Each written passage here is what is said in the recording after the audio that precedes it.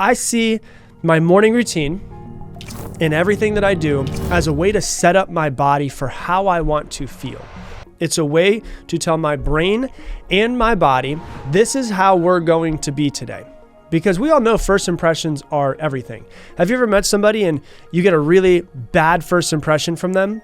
And even though the second and third and fourth and fifth time and 10th time you hang out with them, they could be an amazing person. Maybe they made a really bad first impression. There's like this lingering effect that you have of, remember that one time that thing happened? First impressions are everything. So when we think about first impressions, we think about our day, what is your first impression going into every single day? Like when you get out of bed, are you pissed that your alarm went off and damn it, I wish I could sleep longer. Oh man, I don't want to go to work. And you just get mad and you hit the snooze button? Or do you wake up, even if you're dragging ass like I am, and the first thing that you think to yourself, and I've had to train myself to think this, is, holy shit, I got another day.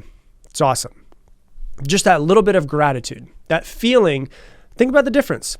First impressions are everything. What's the difference energetically in your mind and your body and your soul of, damn it, I just want to keep sleeping in versus, holy shit, I'm so grateful that I'm alive.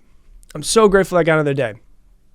Now, what you want to do at that point in time is then get out of your bed with the first alarm. No snoozing, because if you snooze, you start with a loss. And if you start with a loss, once again, our first impressions are not looking really good for this day. Oh my gosh, damn it, I don't want to be here. Hit the snooze button. All right, so now I'm setting myself on the wrong foot. I'm basically going, yeah, I don't want to be here. I'm not doing what I said I was going to do when I went to bed, which is waking up at this time.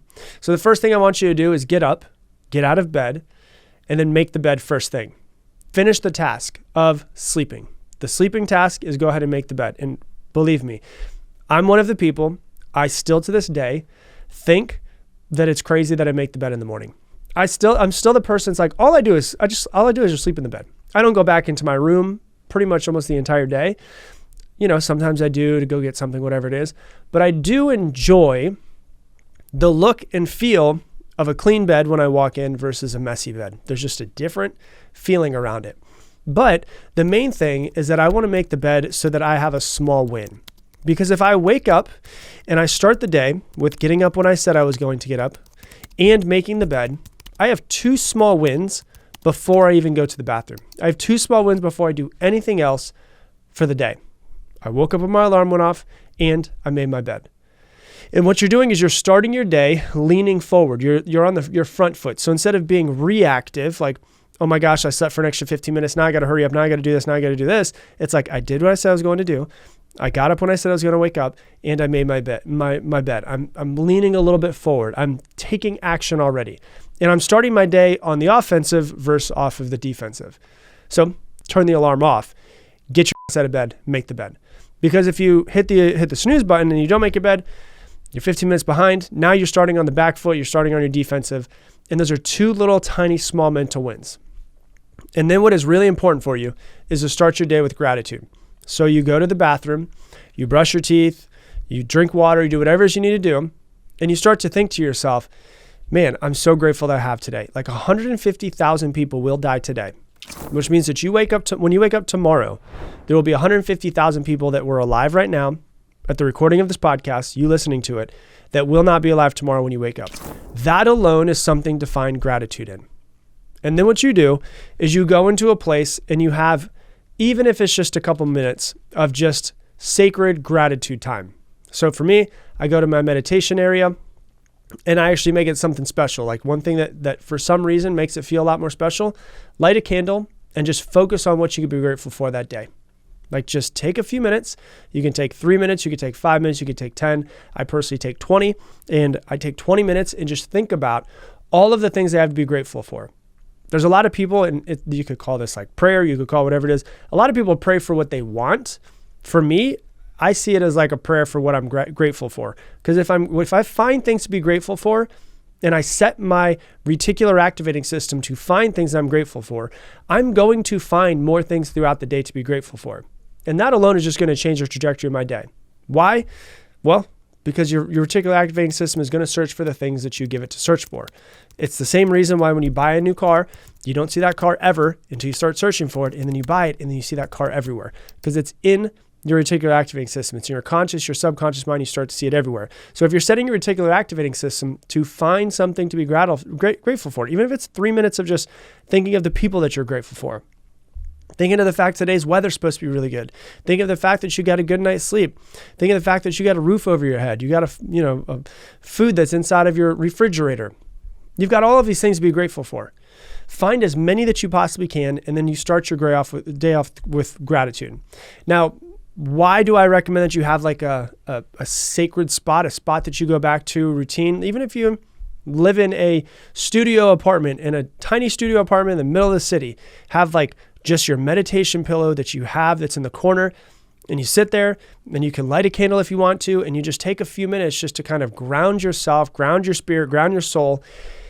And it just, when you're in the dark, there's no lights, you got a candle going, and you're sitting there for a few minutes, it just feels more serious. It feels more sacred than just like, oh, I'm going to make my oatmeal, and while I make my oatmeal, I'm going to think about what I'm grateful for. And what I do is I imagine all of the chemicals running through my body.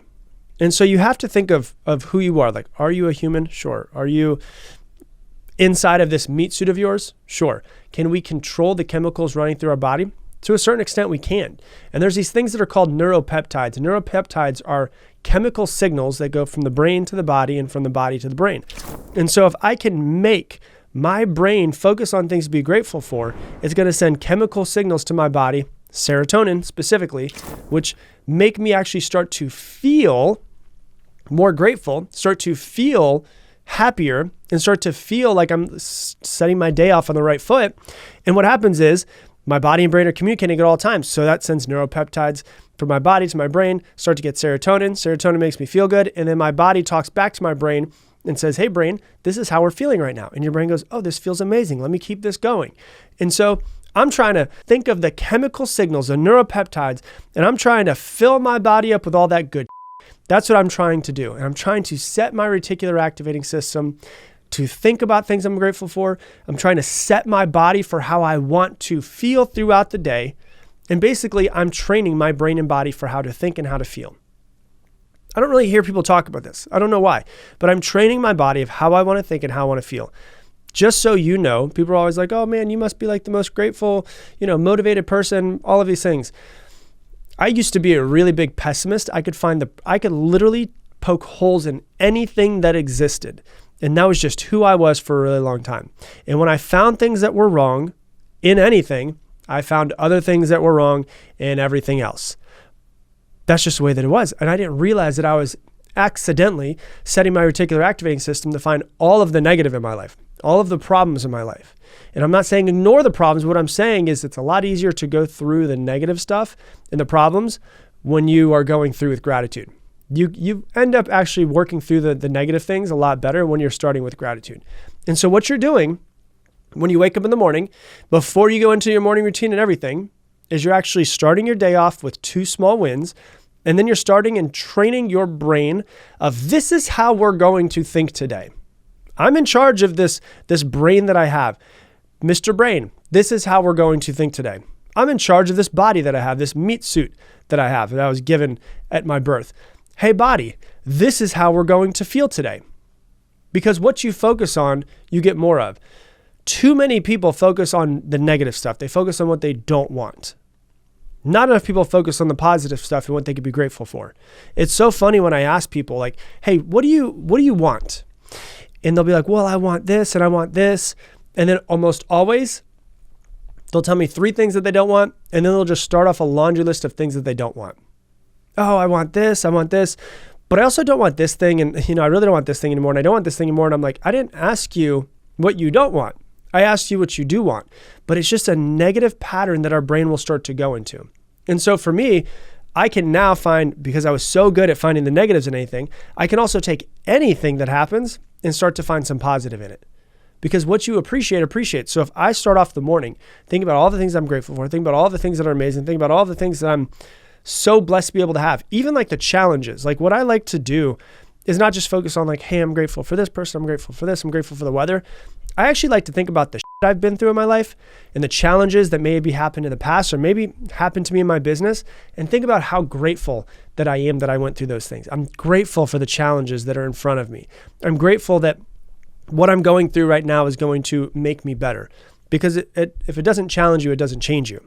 And so I look back and I think, man, I'm so grateful that I went through all of the shit that I went through with my father. I'm so grateful that I was blessed with having an alcoholic father who can seem like that was a really bad negative, or I can look at it and say, man, if I wouldn't have had him as my father, if I wouldn't have learned all of the things that I've learned, there's no way that I would be doing what I'm doing today.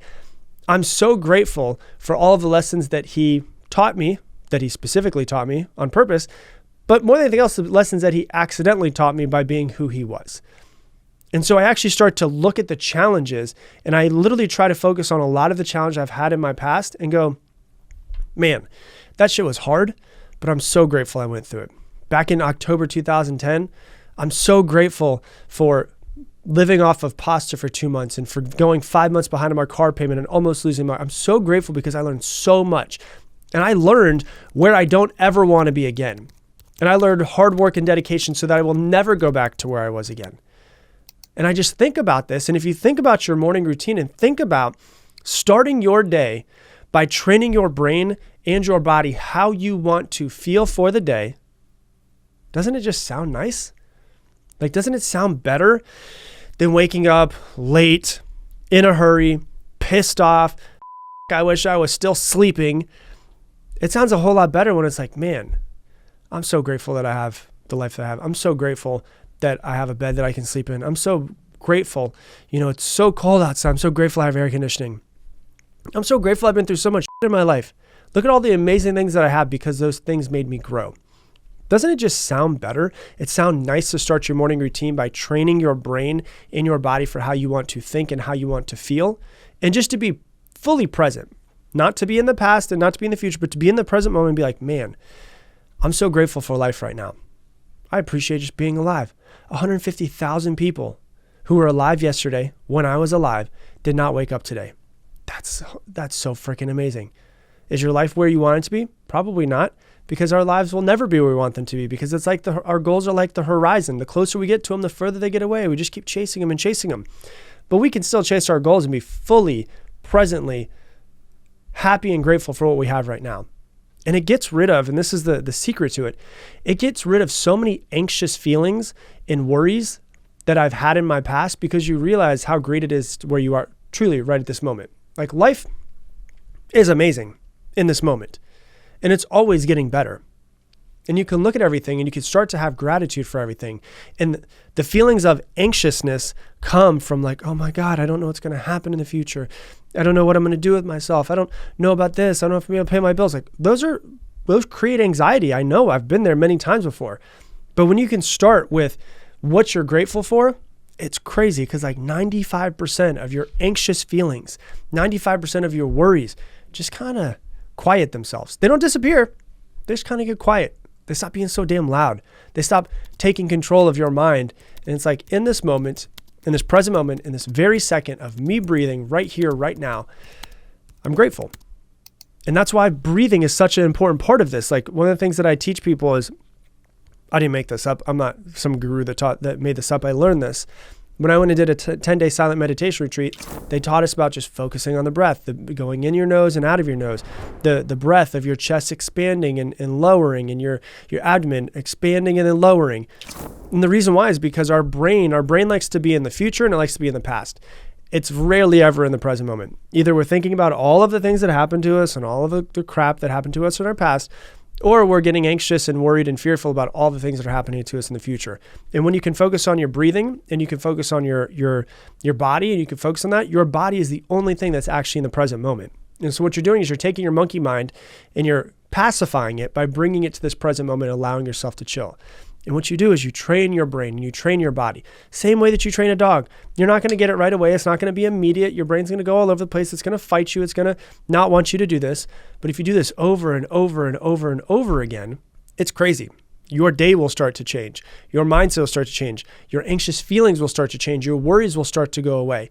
And you'll actually start to realize that you're just enjoying existing and having this human existence way more than you ever have. And so the first thing I want you to do when you wake up in the morning, get 2 small wins. I want you to get up when your alarm clock goes off. I want you to make your bed. Then I want you to go to your place where you're going to meditate or have your gratitude practice. And I want you to just focus on your breathing and everything that you can be grateful for in this moment right now, and train your brain and train your body of how you want to think and how you want to feel. Hey, thanks so much for watching this video. Based off of what you've been watching recently, out of all of the hundreds of videos I've posted, YouTube has picked this one for you to watch next.